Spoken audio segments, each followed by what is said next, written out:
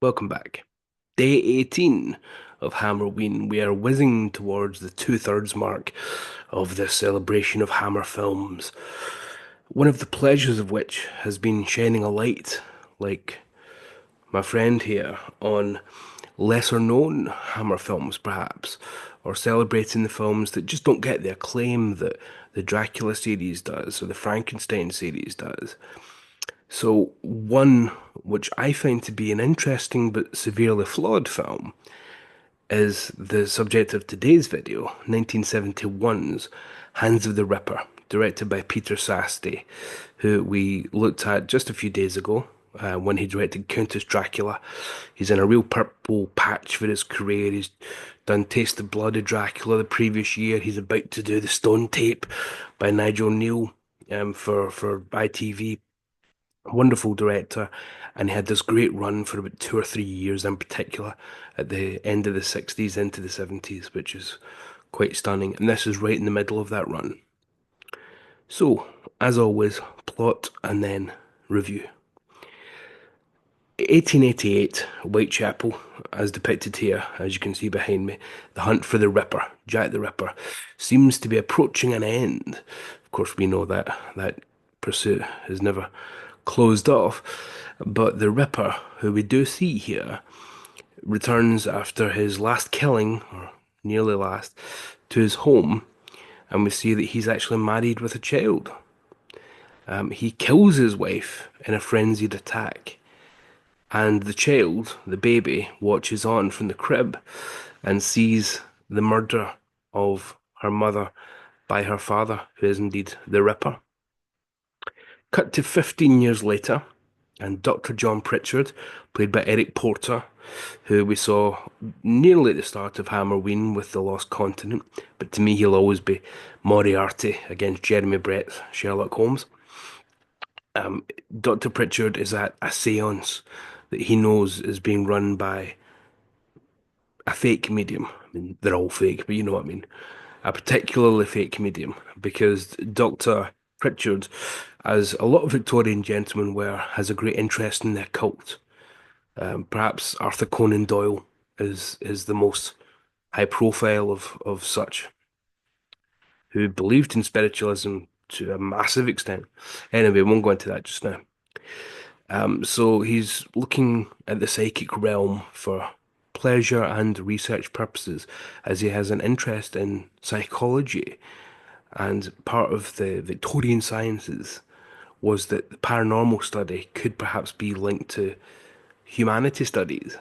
So it's all part of the mind, perhaps, and blah, blah, blah, blah, blah. Much debunked now, of course, but anyway.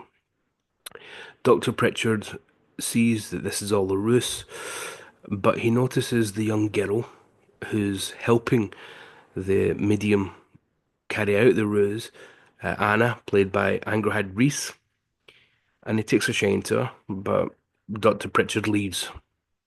He returns not long later. While he's been away, an MP has attempted to, well, whore Anna. He's given the medium money to take Anna to bed. That didn't end well, but not for the reasons we'd think. Anna kills her own mistress, the medium, because she sees a flash of silver jewellery that reminds her of an image that she saw as her mother was dying at the hands of her father, Jack the Ripper. In 15 years, apparently, she's not seen much flickering jewellery, but hey, I guess roll with it. So she carries out this horrendous murder, which is a feat of strength beyond normal woman. Quite a frenzied attack. However, um, Dr. Pritchard covers this up because the MP is going to be the most likely suspect, and even if he's not, of course, he's trying to solicit, so he wants this covered up too. So they make a deal. Dr. Pritchard says, if you help me investigate Anna and help me cover this all up, I'll hide your involvement in it, and I'll say that I saw the suspect fleeing and that it wasn't you, basically. So the MP agrees.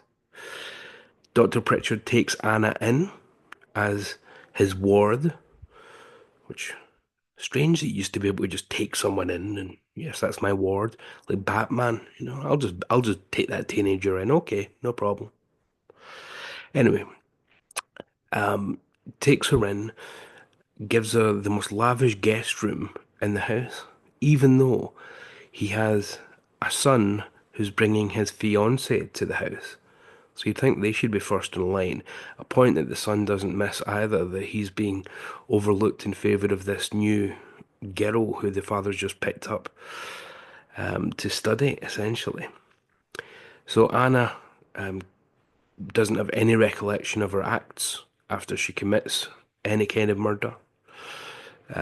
Dr. John assigns her to the maid of the house who's going to give her a good bath and get her some decent clothes, etc., etc. And the doctor goes out for the evening.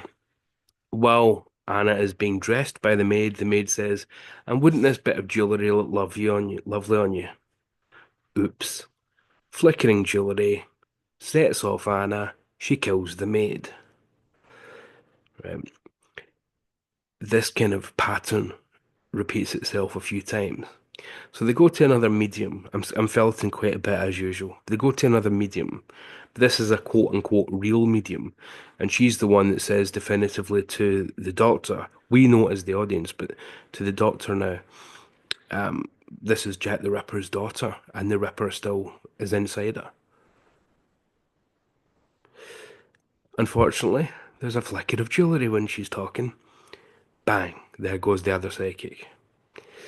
From then on, it becomes a pretty repetitive race towards the climax of the film, in which the Doctor's family, of course, are going to get involved, hence their involvement in the B plot of arranging their wedding, which comes up quite a few times. So, how's that going to tie into the main plot? I won't spoil it again because this is not a massively seen film.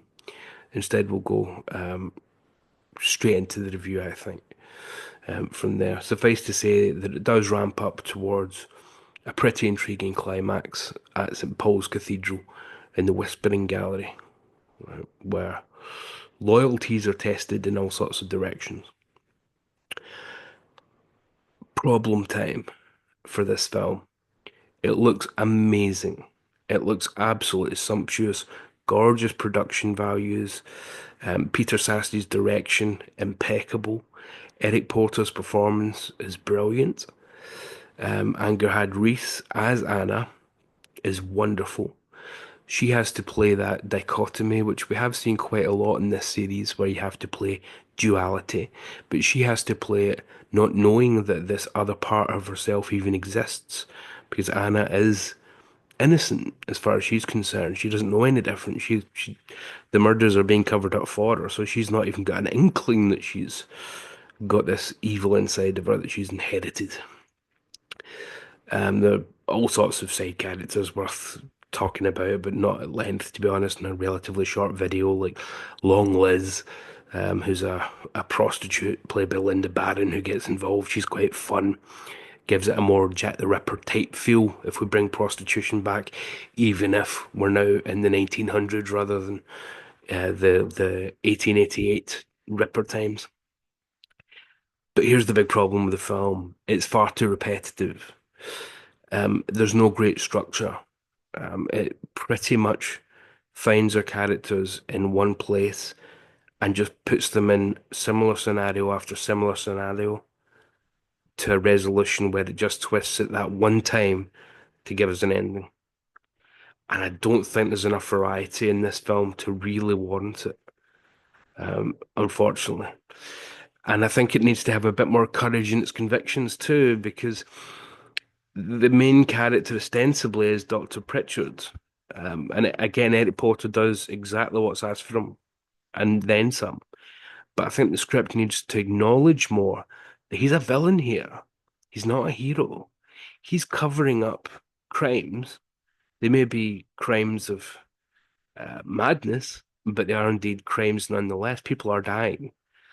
He shows very little in the way of remorse over these deaths that he essentially has caused by bringing Anna into his house, bringing Anna to the other psychic. He causes these specific deaths and doesn't show an inkling of remorse. And there's a sense earlier in the film where he's talking about reading about Dr. Freud's work in Vienna, where you think he's clearly wanting to work with Anna and try and dig into her psyche and build a reputation of his own akin to Freud so that he can have some kind of recognition, some kind of glory. But I don't think the film does enough to call him out on that. I don't think the film has enough savvy to really say his actions are villainous and people are dying because of what he is choosing to let happen, and choosing to let Anna go about freely, knowing that at any moment people in his close circle, his family indeed, could suffer, could die. So he's the villain of the piece, really, not Anna, who is presented as such. But again, she's just, I mean, the film would have it, she's mad because she's Jack the Ripper's daughter and witnessed murder as a baby. But regardless, she's mentally ill. She's the villain nonetheless because she is doing the literal killings, but she is still a victim in a way because she has no knowledge of them once more. So it's hard for her to be held accountable when people in authority in society, like Dr. Pritchard, are letting her roam free to do this and to commit that for their own ends, which is to say scientific recognition, study of her psyche, and achieve fame akin to Freud's perhaps would be the ultimate goal. So I think the film needs a bit more recognition that Dr. John is indeed the baddie here, and that what he's doing is incredibly selfish and incredibly dangerous. Angerhard Reese plays it well because I think she recognizes that Anna is being exploited and is the innocent. I mean, she was being sexually exploited at the very start of the film, but she's being exploited in a different kind of way by Dr. John. And I think she gets it more than, maybe more than Eric Porter, but certainly more than the script. And I think the film just needs a little bit more of that. If it had a bit more awareness of that, and then just a little bit more variety in terms of what happens, instead of the same kind of thing happening 4 or 5 times, with more of a character arc for the Doctor or for Anna, preferably both, then I think we'd be talking a Stone Cold classic here instead of an interesting failure, which is what it ultimately is, an interesting failure. A strong film in places, wonderfully directed and wonderfully played, but as you've probably noticed, the ones that frustrate me more in this series aren't the bad films. It's the films where there's a great film inside, waiting to be let out. And that's the case here. It really is the case. So we'll leave it there for day 18. So join me over the weekend for our third vampire weekend. We'll be talking about Vampire Circus tomorrow, I think, and then Lust for a Vampire on Sunday. So I'll see you for Vampire Weekend, and then back to it on Monday again. Till then, sleep safe.